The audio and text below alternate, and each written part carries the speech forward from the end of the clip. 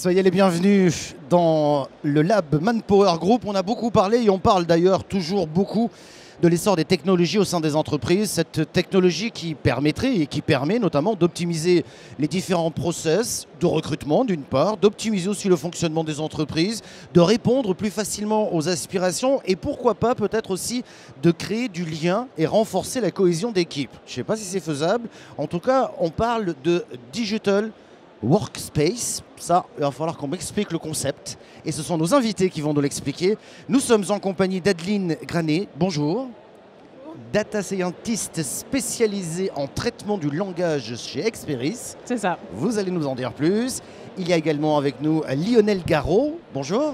Bonjour. Vous êtes directeur Practice Digital Workspace. Je ne vais pas y arriver, je ne sais pas pourquoi. J'ai un blocage avec ce mot.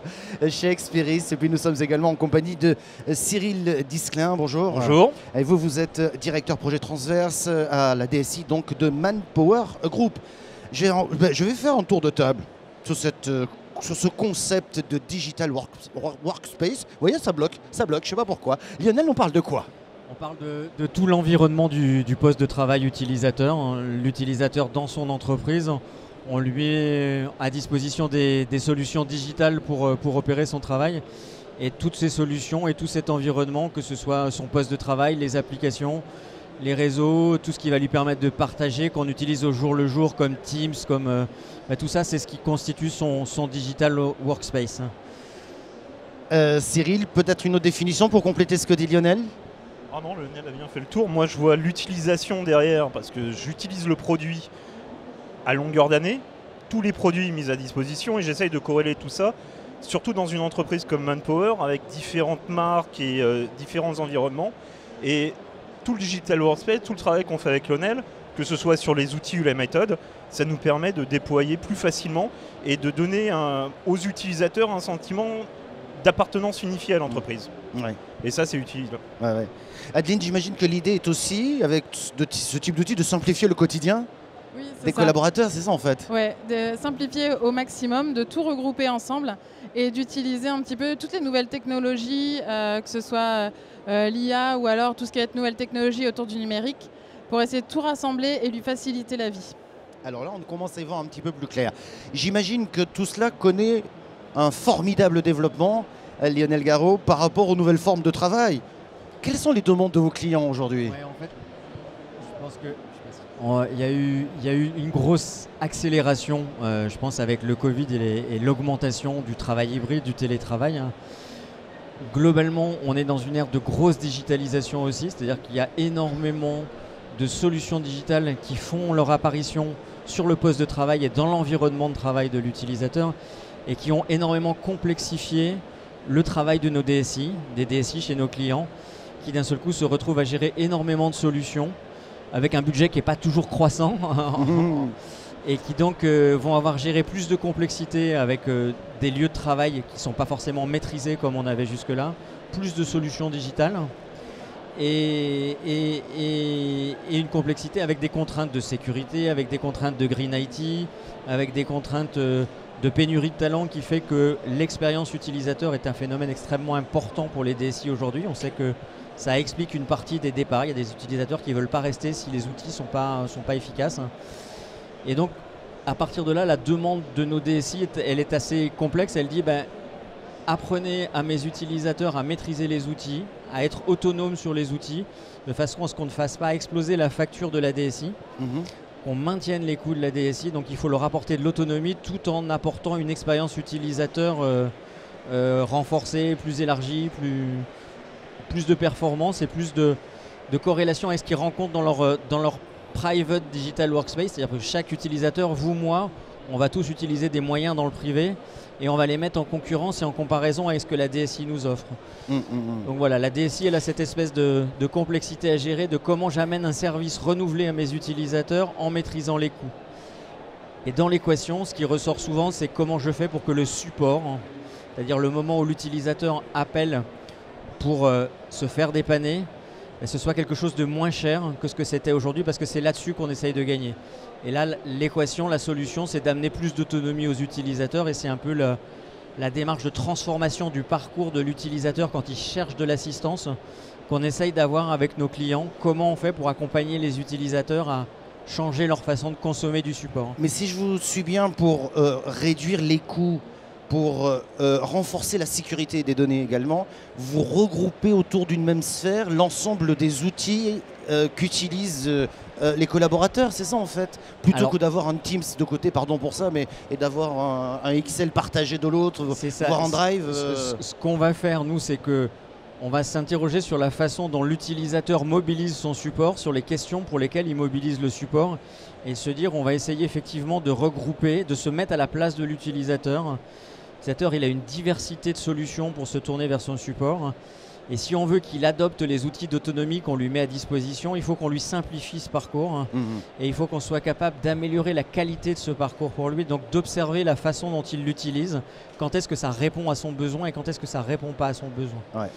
Et d'améliorer en permanence cette situation. Parce que les temps changent aussi. Alors d'où, Adeline, la création de cet outil que vous avez... Alors, moi je vais l'appeler Powi, mais je crois qu'il a un autre nom.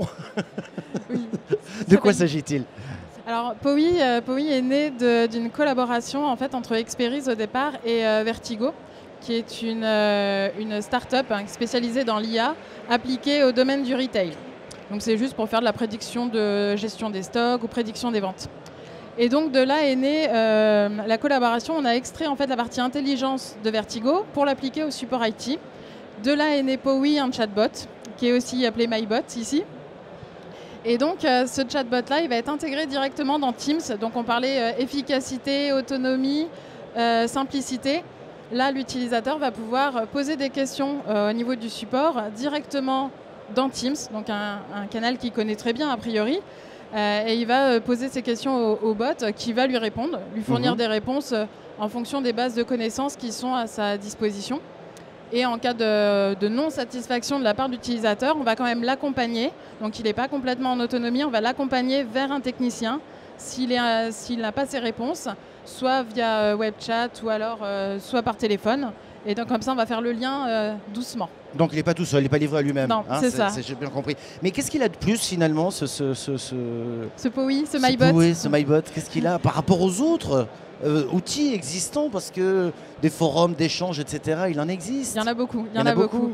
L'avantage de Powi, ça va être il va pouvoir avoir différentes sources d'informations. Donc on peut se connecter à plein de bases de connaissances. En plus de ça, on va pouvoir faire redescendre des informations à l'utilisateur. Donc si jamais il a créé un ticket, il va avoir des notifications qui vont lui indiquer si jamais son ticket a été clôturé ou si jamais il a été mis en attente. Donc on va avoir des notifications qui lui sont très spécifiques. Et on va avoir aussi des notifications beaucoup plus larges, des communications préventives, on va appeler ça, où on va le notifier lorsqu'il y a des interventions sur une application en particulier ou sur le réseau. Comme ça, il ne se trouve pas dépourvu à ne pas pouvoir travailler, il a pu anticiper le problème et il va pouvoir continuer sa journée. Et deuxième chose aussi assez importante côté MyBot, c'est qu'on va faire une analyse en fait. On va avoir un back-office, on va analyser toutes les questions récurrentes des utilisateurs pour faire émerger en fait les thématiques qui n'ont pas trouvé satisfaction. Et donc on va venir proposer à la création de cette connaissance manquante ou alors qui n'est pas adaptée à l'utilisateur, parce qu'un utilisateur et un technicien ne parlent pas forcément le même langage. Donc là, on va pouvoir faire des propositions pour pouvoir créer de la nouvelle connaissance qui va servir aux futurs utilisateurs. Bien sûr, ce qui veut dire que comme il y a autant de cas que d'entreprises, il faut qu'il soit très apprenant, ce MyBot, et qu'il soit capable de s'adapter assez facilement. Ça. Mais pour ça, il faut travailler aussi sur la connaissance et c'est important d'aider en fait, les techniciens et aider les utilisateurs. Alors Cyril, je ne vous ai pas donné la parole, mais je voudrais qu'on parle peut-être un petit peu plus d'usage. Comment accompagnez-vous finalement les collaborateurs dans les usages de ces types d'outils et de cet outil qu'on vient de présenter qui s'appelle Powi? Par la simplicité en fait. Par la simplicité vis-à-vis des utilisateurs. C'est-à-dire que Powi, on l'a utilisé, et on l'a amené avec Adeline. Moi, je suis en relation directement avec les équipes de dev. Donc derrière, qu'est-ce que ça me permet de savoir? C'est-à-dire de jouer directement sur la machine learning, c'est-à-dire sur l'outil derrière pour donner au bot à manger, et dans le sens pour les utilisateurs de se dire, je me pose en ayant comme si j'avais un collaborateur en face de moi, comme si j'avais le support, l'appel téléphonique, le helpdesk. Et directement, ça a marché. Directement, en jouant sur le buzz, en jouant vraiment dans les mots de la société actuelle 2.0, c'est de donner de l'envie d'utiliser, de voir directement le matin quand l'outil s'ouvre, quand Teams, simplement c'est un Teams, s'ouvre, d'avoir un petit message et qui dit « Bonjour, ah ouais, bah tiens, en quoi je peux vous aider aujourd'hui ?» Et l'utilisateur peut poser n'importe quelle question. On a alimenté le bot derrière avec quelle est la réponse universelle 42. Quelle heure est-il? Est-ce que Powi tu m'aimes? On a fait un Alexa avant l'heure. C'est bête, mais dans l'entreprise... Je vous imagine déjà en train de tester. Je dis ça, oui, on s'est beaucoup amusé. Tant avec le marketing qu'avec les devs, on s'est beaucoup amusé avec ça. Ça, c'est clair. Et dans la vie du déploiement, dans la vie des projets, ça nous a permis de simplifier quelque chose pour les utilisateurs. Les utilisateurs, on ne veut pas faire de l'informatique. Vous, monsieur le journaliste, vous n'avez pas envie. Ah non, c'est pas mon job. Voilà, c'est pas votre job. Bon, il faut que ça marche, c'est tout. Après, le reste... Justement, grâce à ça, nous, on se pose la question à se dire comment vous accompagner, comment se simplifier la vie là-dessus, et ça marche très bien. Ouais. Alors justement, ils se le sont appropriés du fait que l'outil soit simple et puis surtout efficace, parce que s'il est sympa, c'est bien, mais il faut qu'il rende service aussi. C'est comme ça que dans les entreprises, parce que passez-moi l'expression, mais dans de nombreuses entreprises, on a toujours un machin nouveau qui sort chaque mois, et on vous dit... il faut pour vos notes de frais utiliser le formulaire machin, truc nuche, bidule. Alors qu'on ne sait même pas comment y aller, pour être très clair. Ce que je veux dire par là, c'est une brique utile. Ça a été le cœur, quoi. Oui, tout à fait. Et du coup, très utilisable, sympa, c'est ce que je veux dire. Ah oui, tout à fait. C'est une brique sympa, utilisable. Alors, je vais faire une analogie un peu particulière, mais on va faire du Pavlov. On va rappeler, on va utiliser le moteur, on va utiliser l'outil à rappeler tous les jours ou à rappeler à des grandes périodes. Alors je ne dis pas, parce qu'un des problèmes maintenant dans la société de communication, dans les entreprises, c'est la surcommunication. C'est-à-dire que la DSI envoie de l'information à tour de bras. Mais on revient toujours sur quel est le métier de l'utilisateur. Vous, c'est de me faire parler. Le monsieur ici présent, c'est de gérer des services. C'est pas ça, c'est pas d'aller dialoguer. Donc, derrière, l'outil, on doit le penser effectivement comme ça. C'est-à-dire que cet outil est paramétré en fonction du métier que vous faites? Oui, facilement paramétrable par le métier, ou en rapport, rapidement. Et il apprend. Par il la apprend. connaissance, en fait. Au fur et à mesure qu'on va lancer des requêtes, lui va s'adapter finalement au profil. En fait, c'est par rapport à la connaissance qu'on va brancher derrière. Nous, on va directement se focaliser sur la base de connaissances et le langage utilisé dans cette base pour pouvoir interpréter les questions des utilisateurs. Et petit à petit, oui, on va pouvoir faire remonter et voir un petit peu la différence de langage entre les deux. Et comme ça, en fait, le bot va commencer à apprendre et s'enrichir. Mais il y a toujours une personne quand même derrière qui doit créer cette connaissance. Ça ne va pas se faire tout seul. Bien sûr. Très concrètement, ça se traduit comment? C'est une interface que l'on a sur son ordi? C'est quoi? C'est un bouton. C'est un bouton. Ouais. Dans Teams, vous avez discussion, équipe, votre calendrier, et en dessous, il y a un bouton qui apparaît. Un bouton en dessous et on peut aller directement. Comme si c'était une discussion, c'est un simple fil de discussion. Comme si on avait un utilisateur, et c'est un utilisateur normal, étant donné qu'il est rentré dans notre vie d'entreprise de tous les jours. C'est un collaborateur, c'est un collègue. On lui pose des questions. Il fait beau aujourd'hui, Powi? Il répond.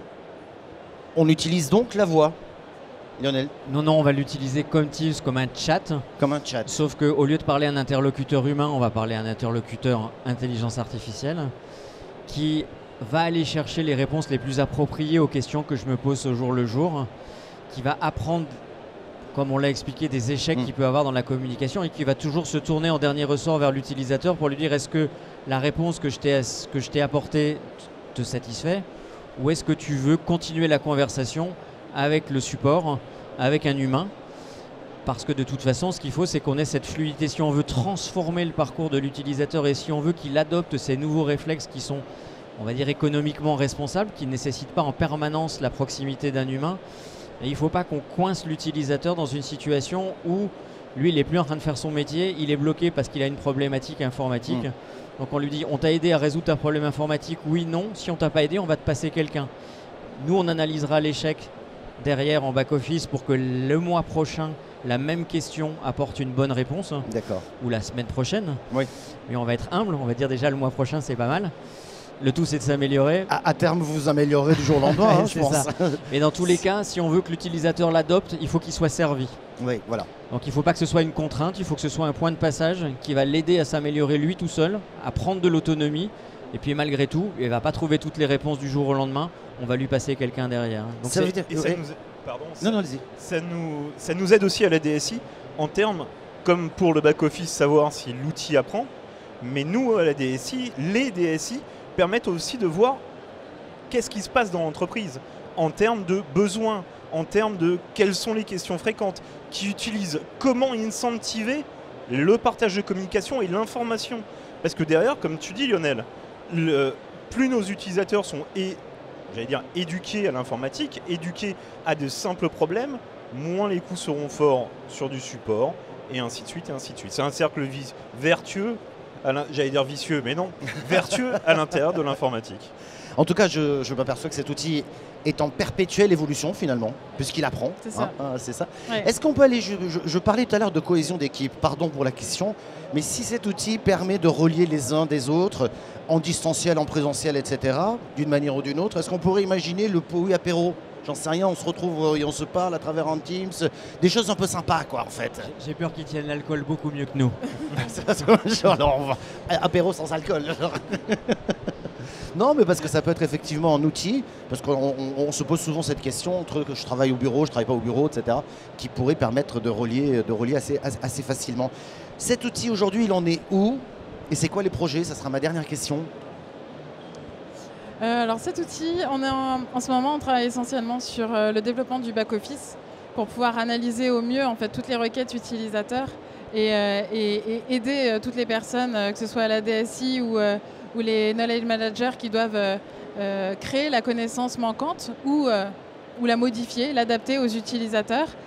Et puis on a d'autres fonctionnalités avec la une notamment qui sont aussi en cours de développement qui va permettre de surveiller en fait ce qui se passe sur certaines applications s'il y a des perturbations qui ont été notées. Ouais. Ces informations-là vont aussi maintenant redescendre dans le bot. Donc on va multiplier en fait les informations pour l'utilisateur dans un seul canal. Il aura tout. Ah, je comprends mieux votre fonction de data scientist spécialisé dans le traitement du langage, du coup. Je comprends mieux. Vous vouliez ajouter autre chose Non, vraiment, je pense que Adeline a bien résumé la dynamique dans laquelle on s'inscrit. C'est aller vers plus de simplicité du côté utilisateur. On était parti peut-être sur des réflexions assez complexes sur la façon de faire des diagnostics dans un bot. On a plutôt choisi de simplifier l'expérience utilisateur et d'aller vers une capacité à améliorer les contenus qu'on apporte aux utilisateurs et puis à élargir le champ des possibles, comme le disait Adeline, en disant jusque-là on tapait dans des bases de connaissances avec de la connaissance qui est écrite de façon durable. On l'élargit en se disant de temps en temps, quand un utilisateur, vous appelez à un moment donné pour une problématique d'application que vous n'arrivez pas à utiliser, peut-être que si vous posez la question, à un moment donné, la réponse que doit vous amener le bot, c'est une aide sur comment l'utiliser. Et à un autre moment donné, c'est pas la peine de l'utiliser, il ne marche pas aujourd'hui. Donc c'est cette capacité de s'adapter, d'intégrer d'autres formes d'informations qui sont des informations beaucoup plus volatiles et qui sont nécessaires à un moment donné à l'utilisateur pour qu'il ne perde pas de temps. En fait.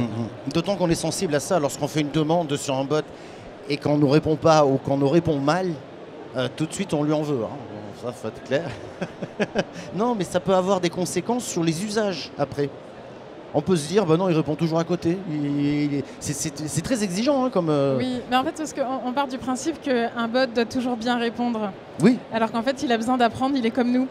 Malheureusement, s'il n'a pas la connaissance derrière lui, il pourra pas répondre correctement. Ouais. Mais on l'éduque aussi pour ça et on peut essayer de lui poser des petites questions pièges, comme disait Lionel. Des fois, on lui apprend des bêtises aussi.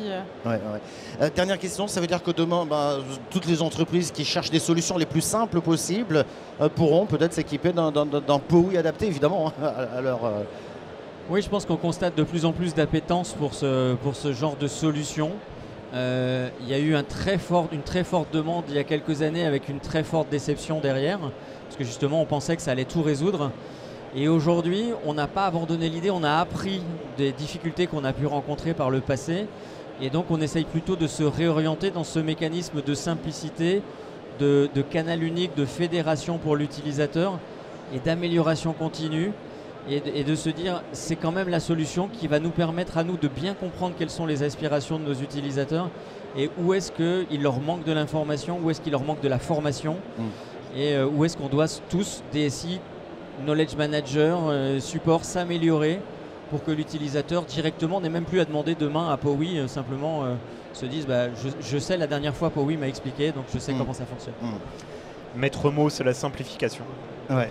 En tout cas, vous avez été parfaitement compréhensible dans cet entretien. J'avais un petit peu peur parce que ce sont des gens dans l'informatique et ils réfléchissent. Mais vous, on peut parler en langage informatique, il n'y a aucun problème. Non, restez comme ça. Merci beaucoup en tout cas d'avoir répondu à nos questions. Merci bien. Merci à vous.